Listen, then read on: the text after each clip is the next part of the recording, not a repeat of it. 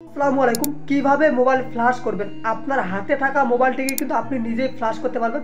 আপনার মোবাইলটি যদি রিয়েলমি, শাওমি, আইফোন যে কোনো মোবাইলকে আপনি চাইলে খুব সহজে মাত্র 2 মিনিটের মধ্যে নিজেই ফ্ল্যাশ করতে পারবেন।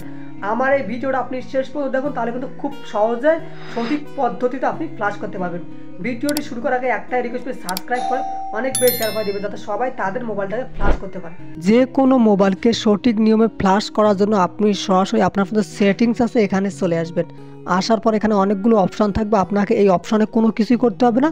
আপনি সরাসরি আপনার মধ্যে সার্চ অপশান আছে, এখানে লিখবেন রিসেট, RESET, রিসেট লিখবেন। লেখার পর একটু অপেক্ষা করবেন। যারা ভিডিওটি এই পর্যন্ত দেখছেন, রিকোয়েস্ট করবো ভিডিওটি শেষ পর্যন্ত দেখবেন, তাহলে যে কোনো মোবাইলকে সঠিক নিয়মে আপনি রিসেট করতে পারবেন। রিসেট লেখার পর এখানে দেখেন অনেকগুলো অপশান চলে আসছে। আপনি এখানে দেখেন erase all data factory reset নামে একটি অপশান পাবেন, অথবা এরকম রিসেট নামে অপশান পাবেন। আপনি যে কোনো একটা অপশানে ক্লিক করবেন। দেখেন রিসেট অপশান আছে, আমি এখানেই ক্লিক করলাম। ক্লিক করার পর নিচের দিকে চলে আসবেন, এখানে দেখেন রিসেট অপশান, এর উপর ক্লিক করবেন।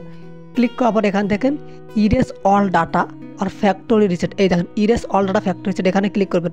ক্লিক করার পর এই যে রিসেট অল ডাটা, আপনি যদি এখানে ক্লিক করেন তাহলে আপনার স্ক্রিনের পিনটি যাবে। পিনটি দেওয়ার পর আপনি আবারও ইরেজ অল ডাটাতে দিবেন, আপনার ফোনটা রিসেট হয়ে যাবে।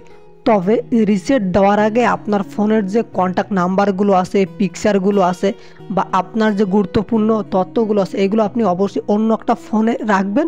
রাখার পর আপনার ফোনটাকে আপনি রিসেট দিবেন, তাহলে কিন্তু আপনার ফোনটা ঠিক আগের মতোই সিস্টেম হয়ে যাবে।